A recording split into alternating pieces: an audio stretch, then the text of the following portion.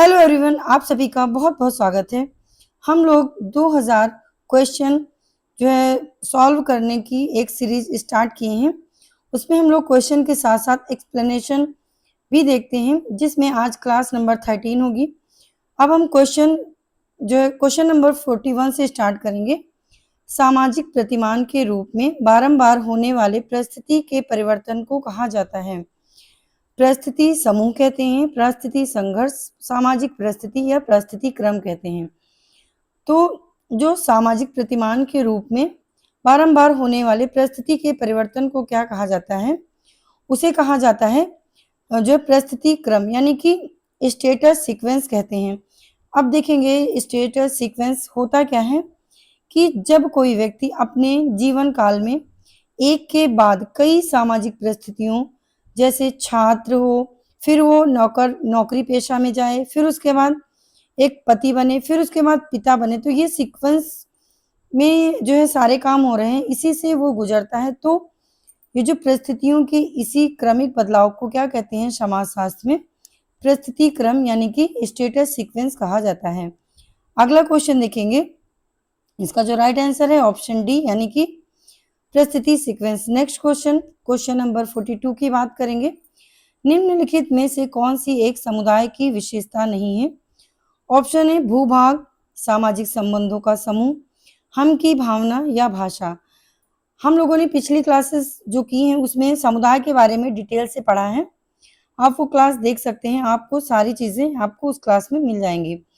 तो समुदाय की विशेषता नहीं है, भूभाग समुदाय की विशेषता होती है, सामाजिक संबंधों का समूह, हम की भावना, ये सारी जो है समुदाय की विशेषताएं हैं। लेकिन जो भाषा होती है समुदाय की विशेषता के अंतर्गत नहीं होता है।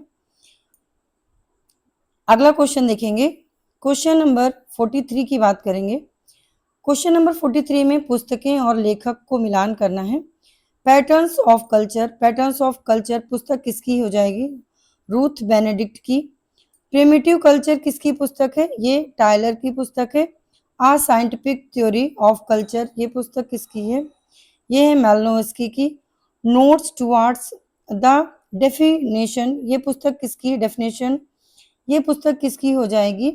ये पुस्तक किसकी है? ये पुस्तक है नोट्स टुवर्ड्स द डेफिनेशन, ये पुस्तक हो जाएगी टी.एस. एलियट की।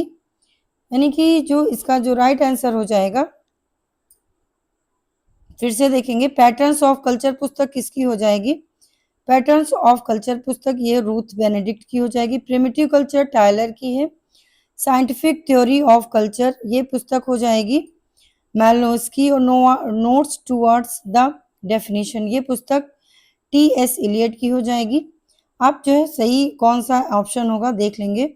अगला क्वेश्चन देखेंगे, क्वेश्चन नंबर 44 देखेंगे। रॉबर्ट रेडफील्ड के अनुसार निम्नलिखित में से कौन सी लघु समुदाय की विशेषता नहीं है? रॉबर्ट रेडफील्ड ने लघु समुदाय की विशेषताएं बताई हैं, उसमें से कौन सी विशेषता जो है रॉबर्ट रेडफील्ड ने नहीं बताई है? विशिष्टता, सजातीयता, स्थान या आत्मनिर्भरता। तो जो रॉबर्ट रेडफील्ड है, इन्होंने लघु समुदाय की जो विशेषता नहीं बताई है वो है ऑप्शन सी यानी कि स्थान की बात वो नहीं करते हैं। उन्होंने जो है विशिष्टता, जो है सजातीयता, आत्मनिर्भरता, ये सारी विशेषताएं बताई हैं। अगर हम देखें तो इन्होंने 4 प्रकार की मुख्य विशेषताएं बताई हैं। वो क्या हैं? विशिष्टता, लघुता, समरूपता और आत्मनिर्भरता। इंग्लिश में देखें तो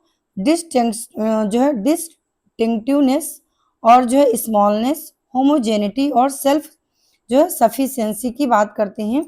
ये 4 प्रकार की जो है विशेषताएं लघु समुदाय की किसने बताई हैं? ये बताई हैं रॉबर्ट रेडफील्ड ने। मोस्ट इंपॉर्टेंट क्वेश्चन है, याद रखिएगा, पूछा जाता है। अगला क्वेश्चन देखेंगे 45 क्वेश्चन नंबर, किसके अनुसार आत्मसात किए गए साझा मूल्य किसी भी समाज के सामाजिक एकीकरण में निर्णायक भूमिका निभाने वाले माने जाते हैं? टॉलकट, पार्सन्स, बी मेलनोव्स्की, इमाइल दुर्खीम या आर.के. मर्टन। किसके अनुसार इसका जो साझा मूल्य की बात करते हैं, साझा मूल्य की बात किसने की है? यानी कि शेयर्ड वैल्यू। और जो है इस तरह का अगर क्वेश्चन में कीवर्ड दिखे तो आप समझ जाना कि ये जो इसका राइट आंसर होगा टॉलकट, पार्सन्स, इसकी बात करते हैं। अगर हम बात करें टॉलकट पार्सन्स ने जो साझा मूल्य की बात की वो क्या होता है? जो टॉलकट पार्सन्स किस प्रकार के विचारक हैं? ये संरचनात्मक प्रकारवादी यानी स्ट्रक्चरल फंक्शनलिज्म इनको कहा जाता है। इनका मानना था कि समाज में व्यवस्था और एकीकरण बनाए रखने के लिए साझा मूल्य यानी कि शेयर्ड वैल्यू और मूल्य सर्वसम्मत यानी कि वैल्यू कंसिस्टेंस जो कंसेंसस सबसे महत्वपूर्ण होता है, इसकी बात करते हैं, यानी कि साझा मूल्य और मूल्य सर्वसम्मति की बात करते हैं। किसके लिए? सामाजिक एकीकरण के लिए। मोस्ट इंपॉर्टेंट क्वेश्चन है, याद रखिएगा। ये टॉलकट पर्सन्स का जो साझा मूल्य, ये इनके क्वेश्चन का जो है की पॉइंट है। शेयर्ड वैल्यू की बात करते हैं टॉलकट पर्सन्स। नेक्स्ट क्वेश्चन देखेंगे, क्वेश्चन नंबर 46। इसमें एक तरफ जो है कॉन्सेप्ट और उसके थिंकर्स को मिलान करना है। Militant and industrial society, militant and industrial society की बात कौन करते हैं? ये हो जाएंगे Herbert Spencer. Mechanical and organic solidarity की बात कौन करते हैं? Emmanuel Durkheim. Folk urban continuum की बात कौन करते हैं? ये करते हैं रॉबर्ट रेडफील्ड। ये जेमिन सॉफ्ट और जेसिल सैफ्ट की बात कौन करते हैं? टॉनिस। ये सारे हिंदी, इनकी इंग्लिश दी गई है। ये हिंदी और इंग्लिश में इसी तरह पूछा जाता है। इंपॉर्टेंट क्वेश्चन है, याद रखेंगे। नेक्स्ट क्वेश्चन देखेंगे, 47 क्वेश्चन नंबर की बात करेंगे। आपसे पूछा गया है प्राथमिक समूह की विशेषताएं नहीं है। इसमें कौन सी विशेषता प्राथमिक समूह की नहीं है? अपने मानक या नियम, आयु, लिंग और आमने सामने की अंतरक्रिया। इसमें से आपको कूट में आंसर देना है कि कौन सी प्राथमिक समूह की विशेषता नहीं है। तो इसका जो राइट आंसर हो जाएगा, इसका राइट आंसर हो जाएगा ऑप्शन डी, यानी सेकंड और थर्ड, आयु और जो है इसका जो राइट आंसर हो जाएगा, इसका राइट आंसर हो जाएगा आयु और जो है आमने सामने की अंतःक्रिया। ये जो है प्राथमिक समूह की जो है विशेषता नहीं होती है। चार्ल्स कोले ने एक मिनट, इसमें जो आएगा वो हो जाएगा, इसका राइट आंसर हो जाएगा आयु और लिंग। यानी कि जो प्राथमिक समूह की विशेषताएं होती हैं उनमें नियम नहीं होता है, अपने मानक और नियम नहीं होते प्राथमिक समूह में, और आमने सामने की अंतरक्रिया होती है। यानी कि इसका 4 ऑप्शन तो राइट है, लेकिन इसमें आयु, लिंग ये भी जो प्राथमिक समूह में नहीं होते हैं, इसका जो है ऑप्शन 4 राइट है। इसका जो ऑप्शन दिया है इसमें कोई भी ऑप्शन सही नहीं दिया गया है। जो प्राथमिक समूह होता है, चार्ल्स कूले ने प्राथमिक समूह और द्वितीयक समूह की बात की है। उसमें क्या होता है, आकार में जो है इसका जो प्राथमिक समूह का आकार होता है वो लघु होता है और इसमें आमने सामने के संबंध पाए जाते हैं। ये इनकी प्राथमिक समूह की अनिवार्य विशेषता होती है। अगला क्वेश्चन देखेंगे, यानी कि इसमें जो ऑप्शन दिए हैं इसमें कोई भी ऑप्शन ठीक नहीं बैठ रहा है। नेक्स्ट क्वेश्चन देखेंगे, क्वेश्चन नंबर 48 की बात करेंगे। जो भूमिका संबंधों की श्रृंखला जो व्यक्तियों के विशेष सामाजिक परिस्थिति पर होने के कारण मिलती है को मर्टन ने क्या कहा? बहुल भूमिकाएं, भूमिका समूह, भूमिका नेटवर्क या परिस्थिति भूमिका। उसे मर्टन ने क्या कहा? उसे मर्टन ने भूमिका जो है संकुल कहा, यानी कि ऑप्शन बी राइट हो जाएगा। भूमिका समूह या भूमिका संकुल कहें या फिर इंग्लिश में कहें रोल सेट कहा इन्होंने। किसने? आर के मर्टन ने। अब भूमिका जो समूह होता है वो क्या होता है, इसमें क्या होता है कि एक जो सामाजिक परिस्थिति से जुड़ी हुई भूमिकाओं के पूरे जाल या समूह को क्या कहते हैं? भूमिका संकुल या रोल सेट कहा जाता है। अगला क्वेश्चन देखेंगे, क्वेश्चन नंबर 49 की बात करेंगे। यह किसका कथन है कि भूमिका परिस्थिति का गतिशील पहलू है, जहां परिस्थिति का संबंध प्रतिष्ठा से और भूमिका का संबंध निष्पादन से है? इसका राइट आंसर क्या हो जाएगा? Rolf Linton. रॉल्फ लिंटन ने जो है परिस्थिति और भूमिका की बात की है। ये क्वेश्चन अभी आरपीएससी में भी पूछा जा चुका है, इंपॉर्टेंट क्वेश्चन है, याद रखिएगा। जो रॉल्फ लिंटन है इन्होंने अपनी पुस्तक द स्टडी ऑफ मैन जो कि 1936 में आई थी, इसी में इन्होंने परिस्थिति और भूमिका के बीच संबंध को स्पष्ट किया और भूमिका परिस्थिति का गत्यात्मक या व्यवहारिक पहलू है, ये कथन इन्होंने इसी पुस्तक में दिया है। किसने? जो है रॉल्फ लिंटन ने। इनकी पुस्तक याद रखिएगा द स्टडी ऑफ मैन, जो कि 1936 में आई थी। अगला क्वेश्चन देखेंगे, जब किसी भूमिका को निभाने वाला भूमिका से आत्मगत तटस्थता को अपनाता है तो इसे क्या कहा जाता है? भूमिका संघर्ष, भूमिका ग्रहण, भूमिका दूरी या भूमिका अंगति कहते हैं। इसे क्या कहते हैं? इसे भूमिका दूरी कहते हैं, यानी कि रोल डिस्टेंस कहते हैं। भूमिका दूरी का कॉन्सेप्ट किसने दिया है? ये अवधारणा किसकी है? इरविंग गफमैन ने दी है। अब भूमिका दूरी क्या होती है? रोल डिस्टेंस यानी कि जब कोई व्यक्ति अपनी सामाजिक भूमिका को निभाते समय उससे खुद को मानसिक रूप से अलग कर लेता है या गंभीरता से नहीं लेता, उसे क्या कहते हैं? भूमिका दूरी या रोल डिस्टेंस कहते हैं। कॉन्सेप्ट किसका है? इरविंग गफमैन का है। अगला क्वेश्चन देखेंगे, किसकी रचनाओं में सामाजिक स्त्रीकरण के प्रकार्यात्मक सिद्धांत का प्रतिपादन किया गया था? Davis and Black, Davis and Moore, Parsons and Bales और वाइजर एंड वाइजर। किसमें किया गया था? Davis and Moore. अभी ये यूपी पीजीटी का एग्जाम हुआ था, उसमें ये पूछा गया था क्वेश्चन, जो स्त्रीकरण का प्रकार्यात्मक सिद्धांत किसने दिया है? डेविस एंड मूर ने दिया है। अगला क्वेश्चन देखेंगे, नेक्स्ट क्वेश्चन है क्वेश्चन नंबर 52। निम्नलिखित में से कौन माइंड, सेल्फ एंड सोसाइटी के लेखक हैं? Talcott Parson, Margaret Mead, George H Mead या Gardner Murphy. Mind, self and society पुस्तक किसने लिखी है? सभी को पता होगा इसका राइट आंसर क्या हो जाएगा? George H Mead. अगला क्वेश्चन देखेंगे, क्वेश्चन नंबर 53 की बात करेंगे। एक जीव के रूप में एक व्यक्ति के पास जन्म के समय क्या नहीं होता है जो सामाजिकरण की प्रक्रिया में प्रासंगिक होता है? मूल प्रवृत्ति, क्षमताएं, प्रतिवर्त या मनोवृत्ति। इसका राइट आंसर क्या हो जाएगा? मनोवृत्ति नहीं होती है, जो कि सामाजिकरण की प्रक्रिया के दौरान ये जो है उत्पन्न होता है, मनोवृत्ति। अगला क्वेश्चन देखेंगे, एक धार्मिक पंथ में सत्ता का प्रकार है परंपरागत, नौकरशाही, बुद्धिसंगत या विधिक। इसका क्या राइट आंसर हो जाएगा? परंपरागत। अगला प्रश्न देखेंगे, क्वेश्चन नंबर 55 की बात करेंगे। क्वेश्चन नंबर 55 कथन और कारण से संबंधित क्वेश्चन है। क्वेश्चन नंबर दिया गया है 55, आपको कथन दिया गया है कि इसमें सभी समूह सामाजिक नेटवर्क हैं, और तर्क है सभी नेटवर्क सामाजिक समूह नहीं है। आपको बताना है इसका राइट आंसर क्या हो जाएगा। अगर इसका राइट आंसर की बात करें तो इसका राइट आंसर हो जाएगा बी, यानी ए और आर दोनों सही हैं, किंतु आर ए की सही व्याख्या नहीं करता है। अब किस प्रकार नहीं करता है ये देखेंगे।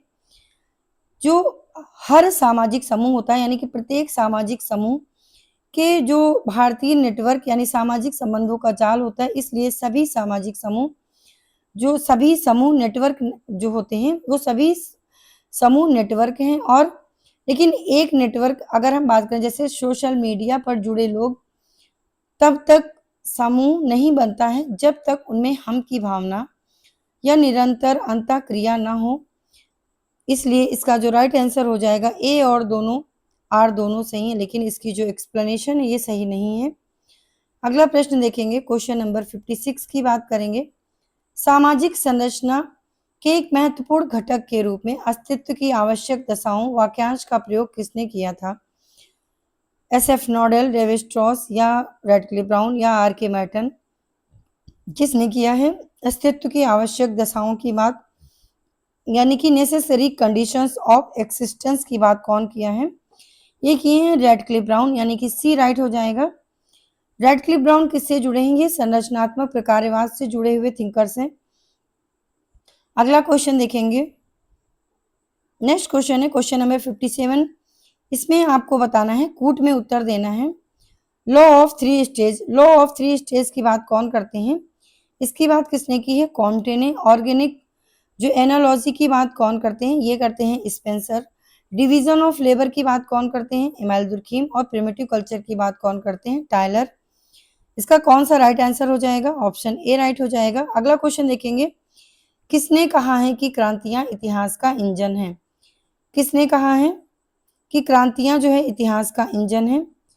ये कहा है जो है ऑप्शन है डब्ल्यू जो है GWF हेगल, कॉम्टे या कार्ल मार्क्स या एंजल। सभी को इसका आंसर पता होगा, कार्ल मार्क्स इस तरह की बात करते हैं।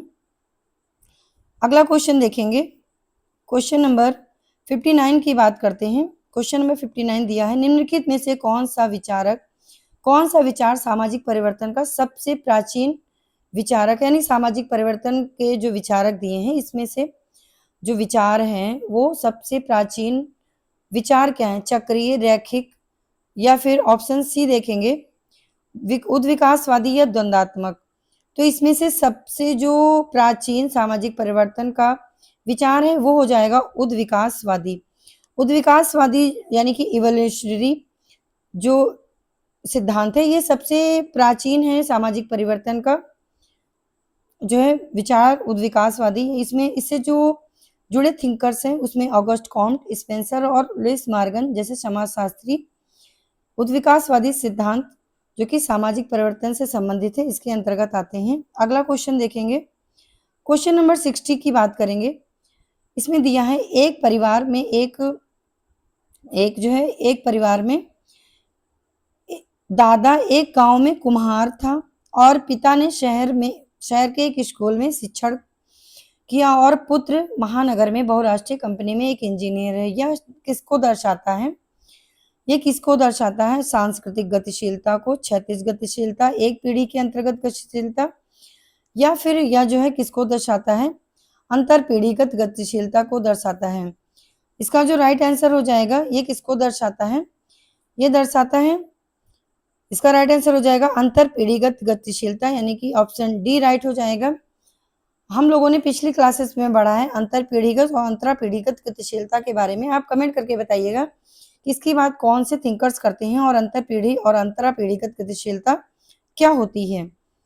अगला क्वेश्चन देखेंगे, इमैनुएल दुर्खीम के लिए नैतिक घनत्व का क्या अर्थ होता है? व्यक्तियों की संख्या में मात्र वृद्धि, नैतिक रूप से कार्य कर रहे व्यक्ति, संयम अनुभव करने वाले व्यक्ति, या व्यक्तियों के बीच अधिक अंतरक्रिया। इसका जो राइट आंसर क्या हो जाएगा? व्यक्तियों के बीच अधिक अंतरक्रिया, यानी कि ऑप्शन डी राइट हो जाएगा। अगर हम बात करें इमैनुएल दुर्खीम के अनुसार नैतिक घनत्व की कि ये क्या होता है, ये केवल जनसंख्या का बढ़ना नहीं होता है बल्कि समाज के सदस्यों के बीच सामाजिक संबंधों और अंतःक्रियाओं की संगतता का बढ़ना ही इमैनुएल दुर्खीम के अनुसार नैतिक घनत्व होता है। अगला क्वेश्चन देखेंगे, निम्नलिखित में से किसने सामाजिक व्यवस्था में प्रगामी विकास की प्रक्रिया में गतिमान संतुलन की बात की है? किसने की है? टालकट, पार्सन्स, मर्टन, मैक्स वेबर या मालिनोव्स्की। किसने की है? जो है गतिमान संतुलन यानी कि मूविंग इक्विलिब्रियम की बात कौन करते हैं? ये करते हैं टालकट, पार्सन्स, यानी कि ऑप्शन ए राइट हो जाएगा। जो टालकट पार्सन्स ने जो है सामाजिक व्यवस्था यानी सोशल सिस्टम के संतुलन मॉडल में बताया कि सामाजिक परिवर्तन के साथ तालमेल बिठाते हुए एक गतिमान संतुलन बनाए रखता है। यानी कि अगर हम बात करें, इन्होंने जो है सोशल इक्विलिब्रियम यानी कि मूविंग इक्विलिब्रियम की बात की है किसने? टालकट पार्सन्स ने। अगला प्रश्न देखेंगे, निम्नलिखित में से किसने नातेदारी संरचनाओं के अपने अध्ययन में यांत्रिक और सांख्यिकी प्रतिरूप प्रस्तुत किया है? किसने किया है? Levi Strauss, Fraser, Radcliffe brown या नॉडेल। किसने किया है? इसका जो राइट आंसर हो जाएगा ये किया है लेवी स्ट्रॉस ने किया है। इसका जो राइट आंसर हो जाएगा Levi Strauss, option A right हो जाएगा। अगला प्रश्न देखेंगे, क्वेश्चन नंबर 64 की बात करेंगे। इसमें आपको मिलान करना है सोशल मॉर्फोलॉजी। सोशल मॉर्फोलॉजी से कौन से सामाजिक आकारिकी से कौन से जुड़े हैं? रेस्पिरेटरी यानी पारस्परिकता से कौन से थिंकर जुड़े? अलायंस थ्योरी से कौन गठबंधन सिद्धांत किसने दिया है? या संरचनात्मक भाषाविद से कौन से सिद्धांत जुड़े हैं? जो अलायंस थ्योरी गठबंधन सिद्धांत से हो जाएंगे लेवी स्ट्रॉस, यानी कि सी को फर्स्ट से मिलाएंगे। सी का फर्स्ट 2 क्वेश्चन में दिया है। और पारस्परिकता और स्ट्रक्चरल संरचनावाद भाषाविद से कौन से थिंकर जुड़े हैं? ये डी का हो जाएगा सेकंड, और डी का सेकंड किसमें दिया हुआ है? एक मिनट, इसका जो सीक्वेंस देखेंगे, सोशल मॉर्फोलॉजी इसकी बात कौन करते हैं? जो है रैडक्लिफ ब्राउन करते हैं, यानी कि सामाजिक आकारिकी की बात रैडक्लिफ ब्राउन करते हैं। रेसिप्रोसिटी यानी परस्परता की बात कौन करते हैं? मार्शल मॉस करते हैं। अलायंस थ्योरी की बात, गठबंधन सिद्धांत की बात कौन करते हैं? ये लेवी स्ट्रॉस करते हैं। और स्ट्रक्चरल लिंग्विस्टिक यानी कि संरचनात्मक भाषाविद की बात कौन करते हैं? फॉर्डिनेंट सॉसर करते हैं। कौन सा राइट आंसर हो जाएगा? आप मिला लेंगे। अगला प्रश्न देखेंगे, अगला क्वेश्चन देखेंगे। नेक्स्ट क्वेश्चन देखते हैं। क्वेश्चन नंबर 65 देखते हैं। निम्नलिखित में से जो कौन से इस विचार का समर्थन करता है कि सामाजिक संरचना लगभग स्थिर और अपरिवर्तनीय है, जबकि इसका गुणात्मक स्वरूप गतिशील और परिवर्तनीय है? किसने कहा है? ऑप्शन दिए हैं रैडक्लिफ ब्राउन, एसएफ नोडल या फिर जो है लेवी स्ट्रॉस। इसका जो राइट आंसर हो जाएगा, एसएफ नोडल इसकी बात करते हैं, यानी बी राइट हो जाएगा। इनकी एक बहुत ही फेमस पुस्तक है the theory of social structure. इनकी ये बहुत ही फेमस पुस्तक है। इसी में इन्होंने सामाजिक संरचना के अमूर्त और गतिशील पहलुओं की व्याख्या की है, एसएफ नोडल ने। अगला प्रश्न देखते हैं। अभिजात्य वर्ग के सिद्धांत का सबसे पहले विकास किसने किया है? ऑप्शन है पेरेटो और मॉस्का, मिल्स और डेविड लेन, पेरेटो और मिल्स, मॉस्का और मिशेल। किसने किया है? राइट आंसर हो जाएगा पेरेटो और मॉस्का ने, ऑप्शन ए राइट हो जाएगा। अगला क्वेश्चन देखेंगे। क्वेश्चन नंबर 67 की बात करते हैं। मैक्स वेबर ने किसकी उपस्थिति या अनुपस्थिति के रूप में शक्ति और सत्ता में विभेद किया है? अनुक्रम, तर्क संगतता, वैधता या नौकरशाही? किसकी जो है अनुपस्थिति के रूप में शक्ति और सत्ता में विभेद किया है? ये किया है वैधता यानी कि लेजिटिमेसी की जो है लेजिटिमेसी की अनुपस्थिति में सत्ता और शक्ति के में भेद किया है। मैक्स वेबर ने बताया है कि जब शक्ति यानी पावर को समाज या कानून द्वारा स्वीकारता या मान्यता या वैधता मिल जाती है, तब उसे हम क्या कहते हैं? सत्ता या अथॉरिटी कहते हैं। अब मैक्स वेबर ने सत्ता और अथॉरिटी या जो है सामाजिक क्रिया की बात की है। ये अथॉरिटी कितने प्रकार की होती है, सामाजिक क्रिया कितने प्रकार की होती है, या मैक्स वेबर के बारे में हमने पिछली क्लासेस में डिटेल्स में पढ़ा है। अगले जो है इसलिए इसमें जो है नहीं डिस्कस करेंगे। नेक्स्ट क्वेश्चन देखेंगे। क्वेश्चन नंबर 68 की बात करेंगे। द जनरलाइज्ड अदर की संकल्पना के प्रवर्तक थे, कौन थे? George H Mead, option A right हो जाएगा। जॉर्ज एच जो मीड है, इन्होंने सामाजिकरण और आत्मसात यानी सेल्फ के विकास के सिद्धांत में सामान्यकृत अन्य यानी जनरलाइज्ड अदर की अवधारणा दी है, यानी कि जनरलाइज्ड अदर और स्पेसिफिक अदर्स की बात कौन करते हैं? मीड करते हैं। अगला क्वेश्चन देखेंगे। क्वेश्चन नंबर नेक्स्ट देखते हैं। टोबियान्ड आइलैंडर्स का अध्ययन किसने किया है? टोबियान्ड आइलैंडर्स का अध्ययन किसने किया है? रैडक्लिफ ब्राउन, जेम्स फ्रेजर, मेलनोव्स्की या फिर इमाइल दुर्खीम। ये किसने किया है? ऑप्शन सी राइट हो जाएगा, यानी कि बी मेलनोव्स्की।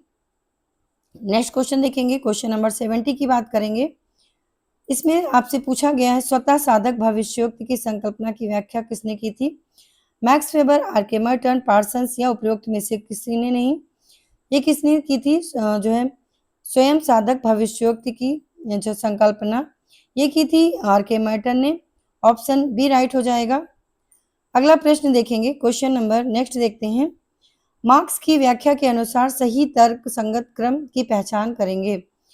मार्क्स की व्याख्या के अनुसार आपको क्रम बताना है। स्वयं में वर्ग या स्वयं के लिए वर्ग या सामाजिक रूपांतरण या वर्ग संघर्ष।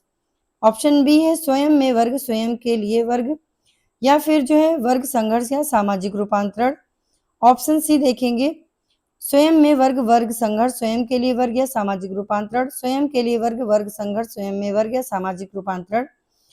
अगर हम बात करें मार्क्स के अनुसार, तो जो इन्होंने बताया कि जो परिवर्तन होता है वो किस प्रकार होता है, इसका जो राइट आंसर हो जाएगा ऑप्शन बी। सबसे पहले क्या कि जो श्रमिक है उसमें क्या होना चाहिए कि स्वयं में वर्ग, फिर स्वयं के लिए वर्ग, वर्ग संघर्ष और सामाजिक रूपांतरण तभी संभव है।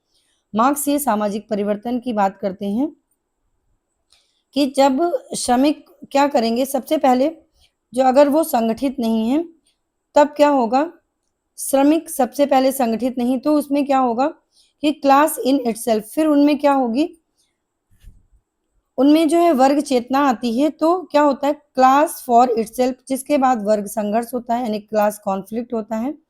फिर उसके बाद अंततः क्या होता है, सामाजिक रूपांतरण होता है यानी कि सोशल ट्रांसफॉर्मेशन होता है। ये सीक्वेंस बताया है कार्ल मार्क्स ने। स्वयं में वर्ग, स्वयं के लिए वर्ग, वर्ग संघर्ष और सामाजिक रूपांतरण। अगला क्वेश्चन देखेंगे, क्वेश्चन नंबर 72 की बात करेंगे। कथन और कारण से संबंधित क्वेश्चन है, इसको छोड़ देंगे। नेक्स्ट क्वेश्चन देखते हैं, क्वेश्चन नंबर 73 की बात करेंगे। कार्ल मार्क्स के अनुसार सामाजिक परिवर्तन के जो है 5 महान साधन कौन से हैं जो उत्तरवर्ती रूप से मानव समाज की गत्यात्मकता को साकार करते हैं। ऑप्शन आपको सीक्वेंस में क्रम में बताना है कि कैसे कौन सा क्रम सबसे पहले आएगा।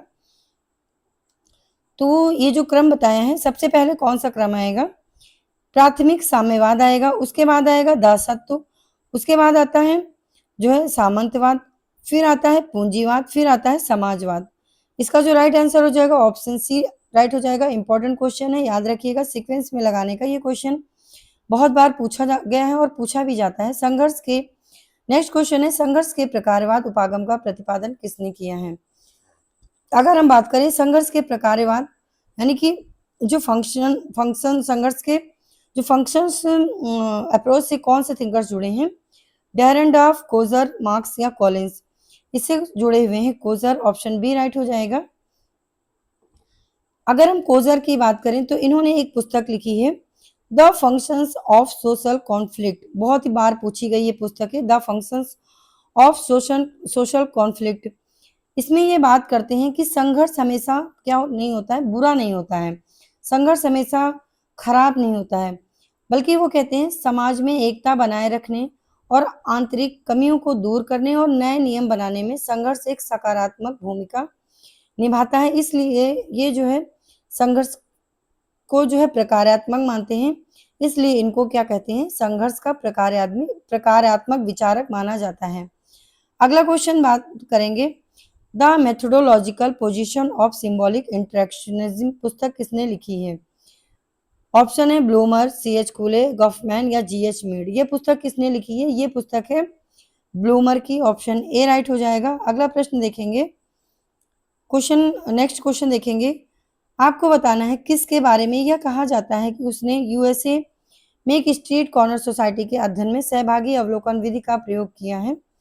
किसके बारे में कहा जाता है, किसके बारे में कहा जाता है, ये कहा जाता है W.H. वाइट के बारे में, ऑप्शन बी राइट हो जाएगा। बहुत बार ये क्वेश्चन पूछा जा चुका है। निम्नलिखित में से किसने पहली बार भारत में एक औद्योगिक नगर का सर्वेक्षण किया तथा सांख्यिकी अवधारणाओं और साधनों का प्रयोग किया, किसने किया, मजूमदार, श्रीनिवास डिसूजा या S.C. दुबे। किसने किया, इसका राइट आंसर हो जाएगा D.N. मजूमदार। अच्छा क्वेश्चन है, इंपॉर्टेंट है, पूछा जा सकता है आपके एग्जाम में। नेक्स्ट क्वेश्चन देखते हैं, क्वेश्चन नंबर 78 की बात करेंगे। भारतीय समाजशास्त्रियों में से किसने सामाजिक प्रघटना के अध्ययन में समेकित उपागम की जो है वकालत की है, किसने की है, D.P. मुखर्जी, G.S. घुरिये, राधा कमल मुखर्जी या फिर रामकृष्ण मुखर्जी। किसने की है, ये किया है राधा कमल मुखर्जी ने समेकित उपागम की बात, ऑप्शन सी राइट हो जाएगा। अगला क्वेश्चन देखेंगे, यह विचार किसने किया है कि अवलोकन, वर्गीकरण और अप्रत्यक्ष प्रयोग की दृष्टि से सामाजिक प्रघटना को प्राकृतिक विज्ञान जैसा माना जा सकता है, किसने किया है, एमएल दुर्खीम, रैडक्लिफ ब्राउन या फिर दोनों। इसका जो राइट आंसर हो जाएगा ए और बी दोनों, यानी कि ऑप्शन सी राइट हो जाएगा। जो मैक्स वेबर और एमएल दुर्खीम है, इन्होंने जो है सामाजिक प्रघटना को प्राकृतिक प्रघटना जैसा माना है, यानी कि ऑप्शन सी राइट हो जाएगा। नेक्स्ट क्वेश्चन देखेंगे, क्वेश्चन नंबर 80 की बात करेंगे। किसने कहा है कि मानव कार्यकलाप को केवल अंदर से ही देखा और समझा जा सकता है, मैक्स वेबर, W. डिल थे, एमएल दुर्खीम या पेट्रिन सोरोकिन। किसने कहा है, ये कहा है मैक्स वेबर ने। मैक्स वेबर ने जो है बताया कि मानव कार्यकलाप को केवल अंदर से देखा और समझा जा सकता है। अगर हम बात करें तो उन्होंने वर्स्टेहन की अवधारणा दी और उसी के आधार पर जो है ये बात करते हैं कि मानव कार्यकलाप को केवल अंदर से ही देखा और समझा जा सकता है। अगला क्वेश्चन है, क्वेश्चन नंबर नेक्स्ट देखते हैं, व्यक्ति अध्ययन का उद्देश्य क्या है, एक इकाई का गुणात्मक विश्लेषण, या फिर एक इकाई का मात्रात्मक विश्लेषण या गुणात्मक और मात्रात्मक दोनों, या एक इकाई के सभी पहलुओं का गुणात्मक और विस्तृत विश्लेषण। तो जो व्यक्तिक यानी कि केस स्टडी होती है उसमें क्या करते हैं, हम एक इकाई के सभी पहलुओं का गुणात्मक और विस्तृत विश्लेषण करते हैं। वो इकाई कुछ भी हो सकती है, व्यक्ति, परिवार, संस्था, समूह, समुदाय, कुछ भी हो सकता है, उसके बारे में हम गहन अध्ययन करते हैं, उसी को ही हम केस स्टडी या व्यक्तिक अध्ययन करते हैं। अगला क्वेश्चन देखेंगे, नेक्स्ट क्वेश्चन की बात करेंगे, मानक विचलन किसका माप है। मानक विचलन किसका माप होता है, बहुलक के इर्द गिर्द प्रकीर्णन, या फिर जो है माध्य के इर्द गिर्द प्रकीर्णन, या बहुलक और माध्य के इर्द गिर्द प्रकीर्णन, या फिर माध्यिका और बहुलक के आसपास का प्रकीर्णन। ये जो मानक विचलन होता है इसका राइट आंसर हो जाएगा माध्य के इर्द गिर्द का प्रकीर्णन होता है मानक विचलन। अगला प्रश्न देखते हैं, अगला क्वेश्चन है, निम्नलिखित में से कौन सा एक औसत माप का गुणात्मक आंकड़ों पर लागू किया जा सकता है। किसको गुणात्मक आंकड़ों पर लागू किया जा सकता है, सभी को पता होगा इसका आंसर माध्य, मध्य और या बहुलक। जो गुणात्मक आंकड़े एकत्र करने के लिए हम किसको जो है बहुलक का प्रयोग करते हैं। ये जो माध्यिका, माध्य और बहुलक यानी कि मेन, मीडियन और मोड जो होते हैं, इसे हम क्या निकालते हैं, ये औसत निकालने के जो है तीनों औसत निकालने के ये जो है औसत निकालने की ये विधियां होती हैं। इसमें हम जो है गुणात्मक आंकड़े अगर संकलित करना है तो हम किसका प्रयोग करते हैं, बहुलक का प्रयोग करते हैं। इसके अलावा अगर माध्य, माध्यिकी की बात करें तो इसके द्वारा हम जो है मात्रात्मक आंकड़े यानी क्वांटिटेटिव जो डाटा के अगर कलेक्शन करना है तो हम किसका प्रयोग करते हैं, माध्य और माध्यिका का प्रयोग करते हैं। अगला क्वेश्चन देखेंगे, क्वेश्चन नंबर नेक्स्ट की बात करेंगे, जनगणना किसका उदाहरण है। व्याख्यात्मक शोध का, अन्वेषणात्मक शोध या विवरणात्मक शोध या नैदानिक शोध। जो जनगणना यानी सेंसस होता है ये किसका एग्जाम्पल होता है, ये विवरणात्मक शोध यानी डिस्क्रिप्टिव रिसर्च के अंतर्गत इसको रखा जाता है। अगला क्वेश्चन देखेंगे, आपको मिलान करना है, पुस्तकें दी हुई हैं और लेखक हैं। जो है क्वेश्चन नंबर 85 में आपको मिलान करना है, the methodology of the social sciences पुस्तक किसकी है, the rules of sociological method, the tool of social science, method in social relations. आपको बताना है, जो the rules of sociological method amyl Durkheim की हो जाएगी, the tools of social science पुस्तक ये जॉन मेज की हो जाएगी, मेथड इन सोशल रिलेशंस ये पुस्तक किसकी हो जाएगी, जोहदा एंड अन्य की हो जाएगी, the methodology of the social science ये पुस्तक किसकी हो जाएगी, पीवी यंग की हो जाएगी। अगला क्वेश्चन देखेंगे, क्वेश्चन नंबर 86 की बात करते हैं। क्वेश्चन नंबर 86 दिया हुआ है, आपको मिलान करना है ब्रीचिंग एक्सपेरिमेंट। ब्रीचिंग एक्सपेरिमेंट किसने दिया है, ये हो जाएगा गॉर्फिंकल का। लाइफ वर्ल्ड की बात कौन करते हैं, अल्फ्रेड शूर्स करते हैं। ड्रामेटोलॉजी से कौन जुड़े हैं, ड्रामेटोलॉजी से इरविंग गॉफमैन जुड़े हैं। और सोशल कंस्ट्रक्शन की बात कौन करते हैं, ये करते हैं बर्गर और लकमैन करते हैं। पहले पूछा जाता है कि ब्रीचिंग एक्सपेरिमेंट किसने दिया है, अब पूछा जाता है कि ब्रीचिंग एक्सपेरिमेंट क्या होता है, जो गॉर्फिंकल ने दिया है। आप इसको जो है डिटेल में बताइएगा कि कमेंट करके कि ब्रीचिंग एक्सपेरिमेंट क्या होता है, जो कि गॉर्फिंकल ने अवधारणा दी है। अगला क्वेश्चन देखेंगे, क्वेश्चन नंबर 87 की बात करते हैं, निम्नलिखित में से किस एक संकल्पना का प्रयोग इरविंग गॉफमैन ने अपने उपागम में नहीं किया है। प्रभाव प्रबंधन, अग्रमंच, टीम या विवरण, किसका प्रयोग जो है नहीं करते हैं इरविंग गॉफमैन, ये प्रभाव प्रबंधन की बात करते हैं, अग्रमंच यानी फ्रंट स्टेज की बात करते हैं, टीम की बात करते हैं, ये विवरण की बात नहीं करते हैं यानी डिस्क्रिप्शन की बात नहीं करते हैं। ये किससे जुड़े हैं, ये नाट्य शास्त्रीय उपागम यानी कि ड्रामाटोलॉजिकल अप्रोच से जुड़े हुए हैं। अगला क्वेश्चन देखेंगे, नेक्स्ट क्वेश्चन है, किसका यह विचार है कि लोग दूसरों की चेतना को समझते हैं जबकि वे स्वयं अपने चेतना प्रवाह में रहते हैं। किसने ये जो है इसका राइट आंसर क्या हो जाएगा, Erving Goffman, Alfred Schutz, Peter Berger या फिर जो है माइकल फूको या मिशेल फूको। इसका जो राइट आंसर हो जाएगा अल्फ्रेड शूर्स हो जाएगा। नेक्स्ट क्वेश्चन देखेंगे, अगला क्वेश्चन देखते हैं, क्वेश्चन नंबर 89 की बात करेंगे। क्वेश्चन नंबर 89 दिया हुआ है, क्वेश्चन नंबर 89 दिया, किस पद्धति में साधारणतया पूर्व निर्धारित श्रेणियों के समूह के विशेष मदों के आपतन की गणना सम्मिलित है। इसमें जो है ऑप्शन दिए हैं वैयक्तिक अध्ययन, विषय विश्लेषण या ए और बी दोनों। इसका जो राइट आंसर हो जाएगा विषय विश्लेषण, यानी कि ऑप्शन बी राइट हो जाएगा। अगला क्वेश्चन देखते हैं। क्वेश्चन नंबर 90 दिया हुआ है, ऐतिहासिक शोध की एक पद्धति जिसमें जीवित व्यक्तियों की स्मृतियों का संग्रह किया जाता है को कहा जाता है। वैयक्तिक अध्ययन, विषय वस्तु विश्लेषण या मौखिक इतिहास या ऊहात्मक इतिहास। पता नहीं इसमें क्या लिखा हुआ है, ये समझ में नहीं आ रहा है। इसका जो राइट आंसर हो जाएगा ऑप्शन सी, यानी मौखिक इतिहास हो जाएगा। अगला क्वेश्चन देखते हैं। क्वेश्चन नंबर नेक्स्ट की बात करेंगे। 91 क्वेश्चन नंबर जो दिया हुआ है, लेजिटिमेशन क्राइसिस नामक पुस्तक किसने लिखी थी? अलेक्जेंडर हैबरमास, अल्थुजर या फिर जो है गॉर्फिंकल ने? किसने लिखी थी जो है लेजिटिमेशन क्राइसिस पुस्तक? ये लिखी थी हैबरमास ने। अगला क्वेश्चन देखते हैं। क्वेश्चन नंबर नेक्स्ट की बात करेंगे। क्वेश्चन नंबर 92 की बात करेंगे। आपको जो है मिलान करना है। स्ट्रक्चरल मार्क्सिस्ट यानी कि संरचनात्मक मार्क्सवादी किसे कहा जाता है? किसको कहते हैं? संरचनात्मक मार्क्सवादी। या क्रिटिकल थ्योरिस्ट किसको कहते हैं? ये आलोचनात्मक सिद्धांतवादी किसको कहते हैं? न्यू फंक्शनलिज्म और स्ट्रक्चरेशन थ्योरिस्ट किसको कहते हैं? जो संरचनात्मक मार्क्सवादी यानी कि स्ट्रक्चरल मार्क्सिस्ट अल्थुजर को कहते हैं। क्रिटिकल थ्योरिस्ट किसको कहते हैं? हैबरमास को कहते हैं।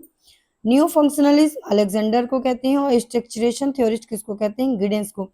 ये क्वेश्चन वन लाइनर में भी बन सकता है, इंपॉर्टेंट क्वेश्चन है, याद रखिएगा, पूछा जाते हैं इस तरह के क्वेश्चन। अगला क्वेश्चन देखेंगे। यह कथन किसका है कि वैचारिक अधिसंरचना अर्थव्यवस्था का मात्र प्रतिबिंब नहीं अपितु अंशतः इसके अस्तित्व की शर्त भी है? अल्थुजर, एंथनी गिडेंस, मार्क्स या हैबरमास? इसका जो राइट आंसर क्या हो जाएगा? इसका राइट आंसर हो जाएगा, इसकी बात कौन करते हैं? अल्थुजर करते हैं। जो अल्थुजर हैं इन्होंने संरचनात्मक मार्क्सवाद में अधिसंरचना की सापेक्ष जो है स्वायत्तता की बात की थी, यानी कि इसका राइट आंसर हो जाएगा ऑप्शन ए। नेक्स्ट बात करेंगे। क्वेश्चन नंबर नेक्स्ट देखते हैं। निम्नलिखित में से कौन दैनिक जीवन और जो है संस्थाओं के सामाजिक निर्माण में सामान्य बुद्धि ज्ञान की भूमिका का विवरण प्रस्तुत किया है? बर्गर और लकमैन, हर्शल और सूर्ज, Parsons and Merton, Davis and Moore. किसने किया है? इसका राइट आंसर हो जाएगा बर्गर और लकमैन। इन्होंने एक बहुत ही फेमस पुस्तक है the social construction of reality, इसी में ही इन्होंने ये विचार प्रस्तुत किए हैं। बहुत ही फेमस पुस्तक है, कई बार एग्जाम में ये पुस्तक पूछी गई है, बर्गर और लकमैन की the social construction of reality. Next देखेंगे। एक सैद्धांतिक उपागम जो उन पद्धतियों जो सामाजिक समूहों के सदस्य सामाजिक वास्तविकता के अपने भाव के निर्माण में लगाते हैं को उजागर करने के लिए बढ़ता है को कहते हैं, क्या कहते हैं? निजात प्रणाली विज्ञान, निजाति वर्णन या दृश्य घटना विज्ञान या मनोविज्ञान। उसे क्या कहते हैं? उसे कहते हैं निजात प्रणाली विज्ञान, यानी एथनोमेथोडोलॉजी कहते हैं। और एथनोमेथोडोलॉजी से संबंधित समाजशास्त्री हैं जिनका नाम है हेरोल्ड गॉर्फिंकल, उन्होंने ये कॉन्सेप्ट दिया है। अगला हम बात करेंगे 96 क्वेश्चन की। निम्नलिखित में से किसने अपने सिद्धांत में संरचना और अभिकरण, जिसमें प्रमुखता किसी को भी नहीं दी है, के परस्पर संबंध के विवरण को आगे बढ़ाया है? ऑप्शन देखें, ये इसकी बात कौन करते हैं? आप सभी को पता होगा इसकी बात कौन करते हैं? एंथनी गिडेंस कहते हैं। एंथनी गिडेंस कहते हैं, उन्होंने ना ही संरचना को ना ही अभिकरण को बल्कि दोनों को ही महत्व दिया है एंथनी गिडेंस ने, और इसी के आधार पर इन्होंने स्ट्रक्चरेशन थ्योरी दी है, यानी कि संरचनाकरण का सिद्धांत किसने दिया है? एंथनी गिडेंस ने। नेक्स्ट क्वेश्चन की बात करेंगे। एक फ्रांसीसी दार्शनिक ने मानव भाषा को क्रिया पद्धति बनाकर सामाजिक चिंतन पर अत्यधिक प्रभाव डाला है, वह क्या है?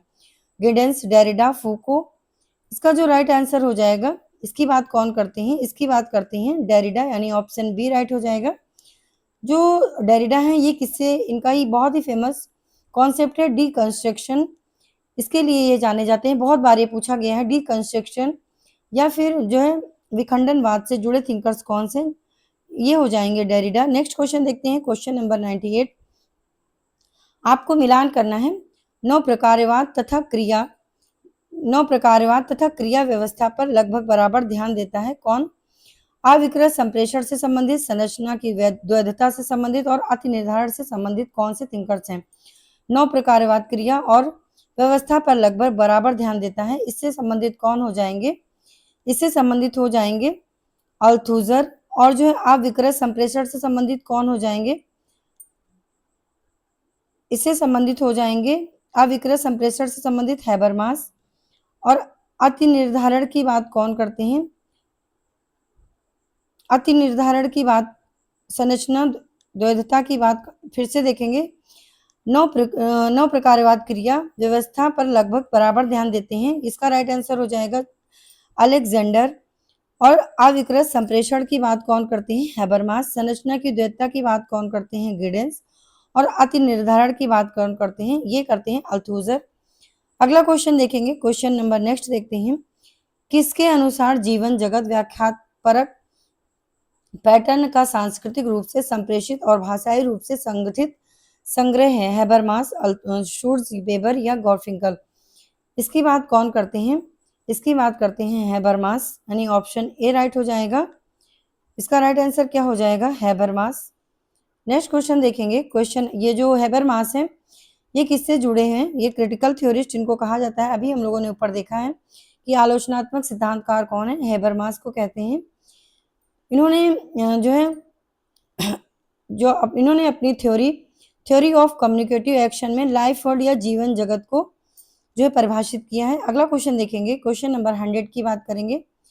निम्नलिखित में से किसने नौ प्रकार्यात्मकवाद की परिभाषा? प्रकार्यात्मक सिद्धांत का आत्म आलोचक तत्व जो प्रकार्यात्मकवाद के बौद्धिक क्षेत्र का इसके सैद्धांतिक केंद्र को अछूड़े रखते हुए विस्तार करने का प्रयास करता है के रूप में की टॉलकट, पार्सन्स और सिल्स, अलेक्जेंडर और कोलेमी, अलेक्जेंडर और जे टर्नर, पी कोहन या गोल्डनर?